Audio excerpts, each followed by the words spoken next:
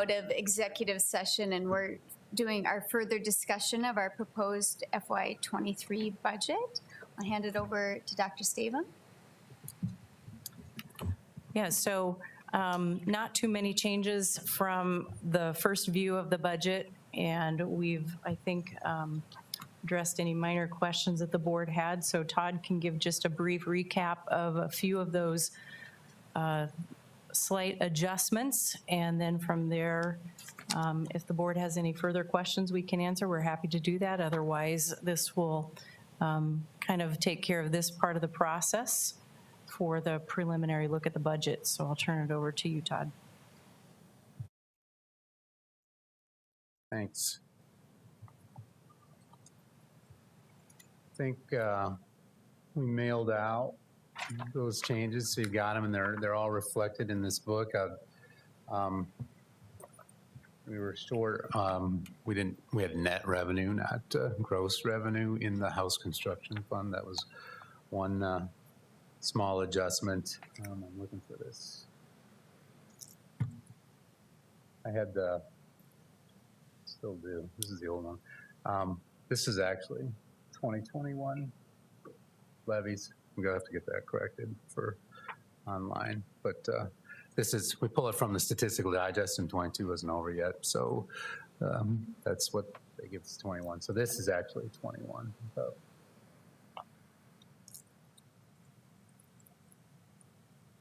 these historical, we can go out farther on our own because we know what our own levies are and are going to be, but we don't have our neighbors.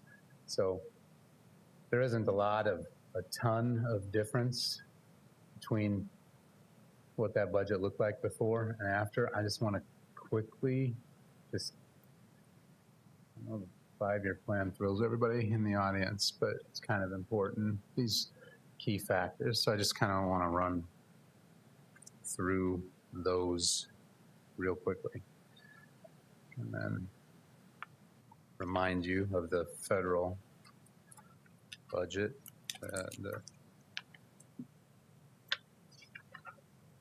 So just real quick, here's the keys in our projected fund balance, which we have right now at about 7.7 out in 2022. It's on page 5 in your book. So we have the COVID funding built into the budget. That's line 23 down here. I'm not going to go. State apportionment, we took a little hit this year. We see it probably growing again in the future. So we had budgeted about 2.2 million this year. So we lowered that number and then inflated it out at 3%. The opt-out, as per the plan we presented last year, we have it going from 9.1 to 11 next year. It had been at 9.1 for about 4 years, I believe. And then 12.5, 13, 13.5, 14, growing kind of a inflation pace with the rest of the budget rather than just hovering at that 9.1. We have the transfer from capital outlay. We budgeted 5.1 this year. Next year, we're budgeting 4.25, and then that going forward. Maybe if the capital outlay budget gets better or worse, that has to be adjusted each year. But right now, we just have it in a holding pattern. State aid went up 6% this year because of the inflation we had, the 7.7 odd percent inflation we had this year. It because it lags for 2 years, basically. The 21 number dictates the 23 inflation. And it would have been, according to the 3% inflation, whichever is less, it would have been 2.6. So next year, we know inflation will be at least 3 unless they change the law, because the law right now reads 3% inflation, whichever is less. It'll be in the 7s next year, maybe even 8. And so we've built 3 in going out. For that efficiency factor, that's significant. We project to save 0.75% each year. Doesn't sound like a big number, but on 200 million, plus it's $1.5 million a year in trying to find efficiencies.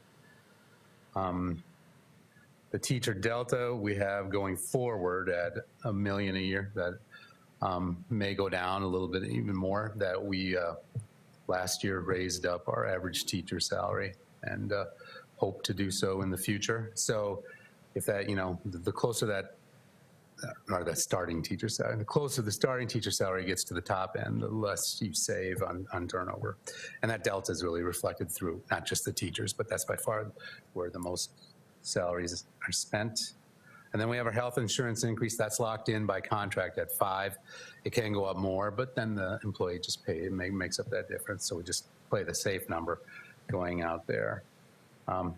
In 25, we have these COVID expenditures, which we'll look at just briefly again here in another second, coming on at $3.6 million. But between the efficiency factor and the teacher delta, and those are the keys, and keeping the salary tied to the state aid increase, you can see you can kind of come out. So we're going to be at 7.7% fund balance. That's on line 21. In FY24 into 24. Then we'll drop down to 7 because we're taking on that 3.6 that's currently being funded by COVID. But the next year with the efficiencies and the delta, we climb back up to 7.3 and we'll be project to be at 7.7 out in 27.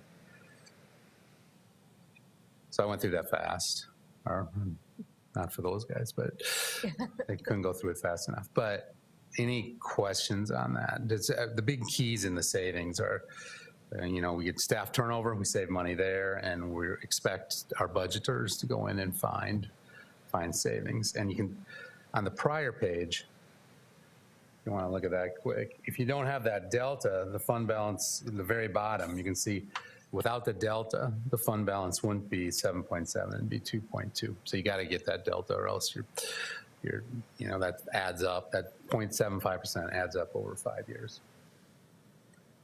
Questions on that?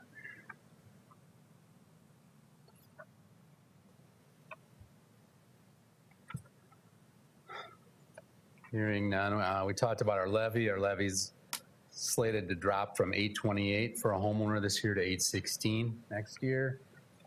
Won't go that. Our total tax supported funds. That's our budget there. So our general fund is at $212 million in combined expenditures. If you pull out the federal money, it's $189 million. Our special ed budget's at $53.5 million. Our capital outlay budget expenditures are at $28.2, and then $4 million transfer to the general fund. And our bond redemption fund, paying off that bond that we passed in 1998, is now at $9.1 million in expenditures next year. And it's slated to go up eventually to 12. And all that cost, because it ties with the capital outlay fund that is built into the capital outlay plan. So it takes into account that. The self-supported funds, I won't dwell on those much. The biggest by far is the insurance trust fund at $46 million a year. And then the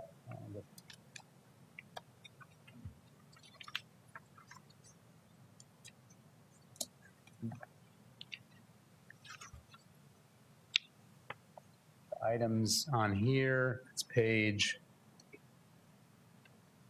17, thank you. The items that are green, or a shade of green, not white, basically, are the items of the coronavirus dollars that are being currently expended, or were expended last year, this year, and a little bit of last year, quite a bit this year, and some are proposed for next year. And you can see that if you look at the columns up top there on that year implemented category. It said FY21, it was before we finished 21 is when some of those dollars were spent. And then 22 got put in this year. A lot of that is the middle school, high school counselors that were put into the new schools, and the nurse and things like that. And then there's some items projected for 23. A lot of that is about getting kids involved in activities in middle school. And we're purchasing a bus pass system so you can actually see if your bus is on time, with an app, if you can see if your bus is on time and whether your child got off the right stop and all that good stuff. So that's what the coronavirus budget looks like. We had several items on there totaling 4.2 million. We went, a group, members of the different budget committees went through and we drew a line at 3.6 million there, and that's what we presented to the district budget review committee. Other than that, I don't want to, I mean, everything I'm saying is basically a repeat of last time, so I don't want to take up a ton of time on that. Is there any questions? And if I can answer them, we got a whole host of people over there that can.